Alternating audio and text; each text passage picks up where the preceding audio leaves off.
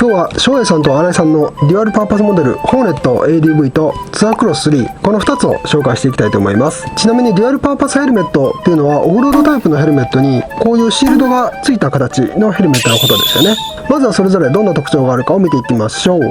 まずはこちらツアークロス3、このいかにもオフロードな見た目が特徴のロングセラーモデルですよね。このバイザーは空気抵抗や風切り音の低減にも配慮した形で約10度角度調整ができることでいろんなシーンでの日差しに対応しやすくなってますよね。風の取り込み口も7箇所も設けられていながら最も厳しいと言われる安全規格スネー規格もクリアしてますね。また内装の厚みも調整できるなど被り心地にもこだわった定番のモデルですよね。はい、続いて翔英さんのホーネット ADV、 この特徴的なバイザーや口元のフラットサーフェスなどスマートな見た目が特徴。歪みのないシールドと視界の広さは圧倒的ですよね。またシールドを外さなくてもゴーグルが使える点も嬉しいですよね。可変性にも優れてまして出先でのターミネーター仕様も楽々、また内装の脱着手入れも非常に簡単で各種インカムもつけやすい設計ですよね。スマートな見た目でありながらスタイルチェンジが容易な多目的ヘルメット。今回比較した性能はご覧の項目、空力特性、静粛性、重量、涼しさ、可変性、視界、価格7項目ですね。動画の後半ではそれぞれ独特の特色もありますのでそちらについてもお話ししていきたいと思います。まずは空力特性からですが、空力特性が良かったのはこちらのホーネット ADV ですよね。ホーネットは横を向いたりした時などの抵抗っていうのはツアークラスより少なめでした。100キロぐらいのスピードでも直進安定性に特に問題はなくてですね、またバイザーに設けられたこの多数の穴、風の影響をうまくかわしてくれているっていうのは感じましたね。またこの口元なんかもフラットな形になってますんで空力的にも非常に有利な設計になっているっていうのが分かりますよね。ただしボーター自体はツアークロスよりやや大きいですので風を受ける面積っていうのは広範囲になりがちですよね。はい、続いて新井さんのツアークロス3。ツアークロス3は横を向いたりした時の影響っていうのはホーネットより多少強い感じはするんですが直進安定性についてはホーネットより優秀ですよね。外観的にも口元とかシールド部分がホーネットより尖っている形をしてますんでそういった形状が直進安定性に有利に働いているんじゃないのかなというふうに思っています。静粛性については高速道路で80キロ、100キロの走行テストを行っていますのでそちらの映像をどうぞ。80キロで走行中です。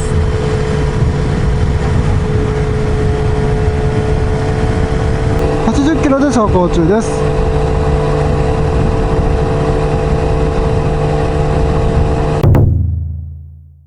100キロです。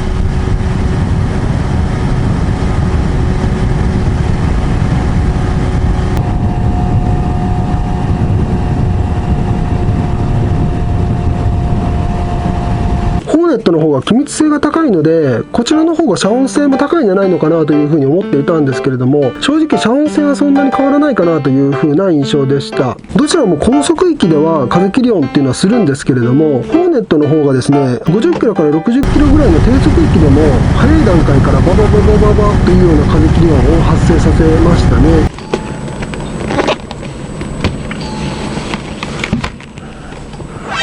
これあれやな、ヘルメット届いたね。はい、すみません、ちょっと次回作のねヘルメット届きました。どこまで喋ったっけ。風切り音の発生の仕方はホーネット ADV の方が早い段階から風切り音を発生させるなというのが結論ですよね。ただね気密性の高さはですねホーネット ADV の方が優れているんですよね。風切り音を気にしないのであればこちらの方が静音性が優れているっていう風に感じる方もいらっしゃるかもしれませんね。重量はホーネット ADV の方がご覧の通りどのモデルについてもやや軽くなってますよね。 S サイズ、M サイズ、L サイズともにホーネット ADV とツアークロスの差はだいたい 100g ぐらいですよね。 XL サイズだけ重さの差が 20g という風になってますよね。ちなみに表示してある重量はその製品の正確な重量を示すものではなくてあくまで平均重量値ということになってますのでその点はご注意ください。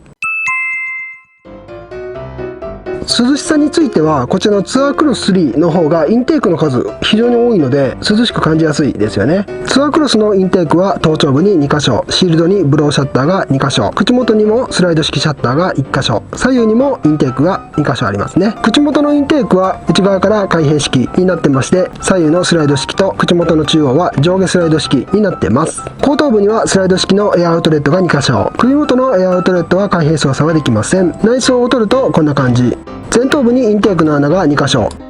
中央の穴は水抜き穴となってます。頭頂部と後頭部にエアアウトレットの穴が4箇所。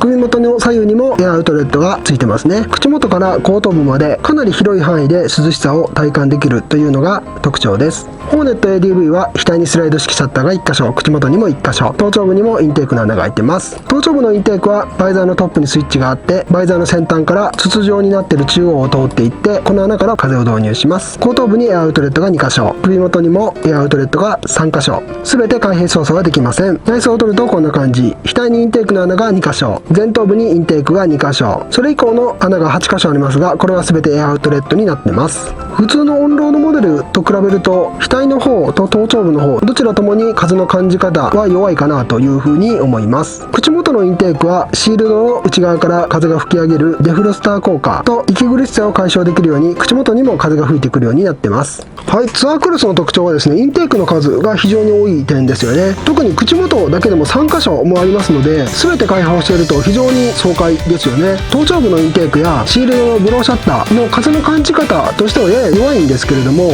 インテークの数の多さと冷却エリアの広さで一歩リードしてるかなという風な印象ですよね。また新井さんのヘルメットは総じて不圧の感じ方が結構優秀なモデルが多くて、これも例に漏れずですね、後頭部とかまた耳の後ろのあたりからの熱気の排出の感じ方というのがホーネットより圧倒的に感じやすいですよね。はい、続いてホーネットですけれども、口元からのインテークの風は比較的感じやすいんですが、額とか頭頂部の風はですね、やや弱いかなという印象ですよね。オフロード系で使用されるヘルメットですんで、もうちょっと風は強烈に入ってきてもいいのかなというふうには思いますけどね。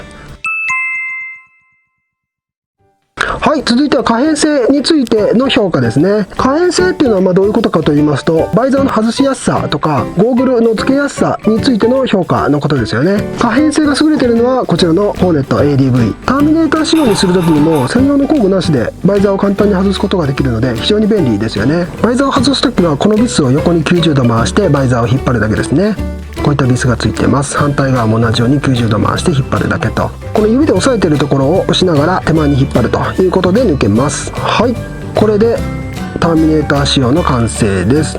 頭頂部に穴が開いたままになってしまうので、これはちょっと問題なんですけどね。シールドを外す際にはこちらのスイッチを手前に引っ張りながら上に持ち上げてやると外れるようになってます。ツアークロスのバイザーを外す際にはこの左右のビスを効果などでくるくる回してあげて、こういったベースプレートがついてます。でバイザーを外してあげるとシールドも一緒に外れるようになってます。ツアークロスをターミネーター仕様で使用する際にはこういった TX プレートという別売りのカバーが必要なんですけれども、元々のベースプレートでも使えなくはないんですが、シールドホルダーが丸見えなんでね、あんまり見た目は良くないですよね。続いてゴーグルの装着性なんですけれども、ホーネット ADV の方は開口部が広いのとシールドがかなり上まで持ち上がるんで、ゴーグルが非常にスムーズに入りますよね。ゴーグルの位置調整もアイポート部分が広いのでスムーズにできますね。はい、これで完成ですね。はい、かっこいい。ちなみにツアークロスの方はアイポートエリアが狭いというのと、シールドがあまり上まで上がらないのではめ込むのに苦労してしまいますよね。そしてゴーグルのバンドがですね、どうしてもシールドに干渉してしまうので、この辺りもちょっと手間取るかなという感じです。はい、かっこいい。はい、ということでね、ターミネーター仕様とかまたゴーグルの装着性についても明らかにこっちのホーネットの方がやりやすいということになってますよね。やりやすいですよね。語彙力。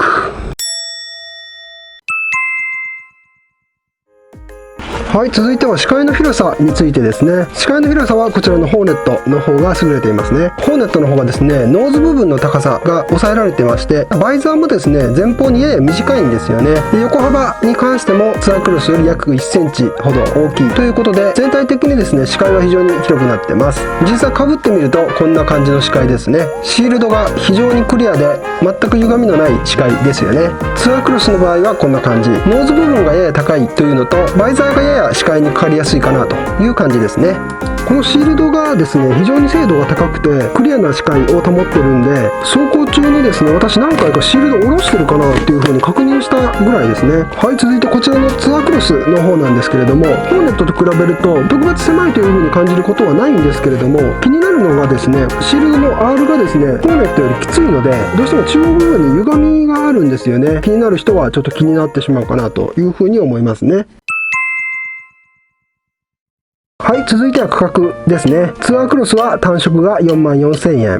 グラフィックが52,000円、単色が3色、グラフィックが8色ですね。ホーネット ADV は単色が48,000円、グラフィックが58,000円、単色が4色、グラフィックが9色となっています。はい、ここからはですね、一概に比較できないその他の機能についてそれぞれ説明していきたいと思います。ツアークロスの内装はですね、頭頂部とチークパッドそれぞれ左右 5mm ずつ調整することができるようになっています。センターパッドはこちらですね。こちらの左右の表面のスポンジを剥がすことで 5mm 薄くなります。チークパッドも同様にこのチークパッドのカバーを外していって、で表面のスポンジを剥がせば 5mm 薄くすることができます。チンカバーに関してもこの顎の部分に収納式になってますので、簡単に引き出すことができます。照英さんの内装についてはお手入れが非常に簡単です。こちらがセンターパッドで、こちらが顎紐カバー、こちらがイヤーカバー、そしてチンカバー。チークパッドに関しては外装部分と中のスポンジ部分を分けることができるので、これを丸ごと洗濯ネットに入れて洗うことができます。新井さんの内装のお手入れに関してはこちらのセンターパッド、顎紐カバーに関しては丸洗いできるんですけれども、こちらのチークパッドが問題でして、カバーは丸洗いしても構わないんですが、内部のスポンジが緩衝材と一緒になっているんですよね。ですのでこちらはどうしても手洗いをしないといけないのかなという風になってます。またネックパッドは防体から外すことができません。チンカバーも同様に外すことができません。続いてメガネなんですけれども、照英さんのチークパッドはメガネのつるを通すところに圧迫感の少ないスポンジを使用してますね。対して新井さんのチークパッドの方はメガネのつるを通すような隙間があるんですけれども、非常に隙間が狭いのでメガネ対応というには難しいかなという感じです。顎ひもはどちらも D リングが採用されてます。はい、それでは最後にもう一度それぞれのヘルメットどんな人に向いているかお伝えしていきます。ツアークロス3、このいかにもオフロードな見た目で長年愛される安定のデュアルパーパスモデル、ベンチレーションホールを多数設けた快適仕様でありながらスネル規格もクリア、また頭部とチークの内装の厚みを調整できるなどかぶり心地にも配慮したモデルですよね。はい、ホーネット ADV、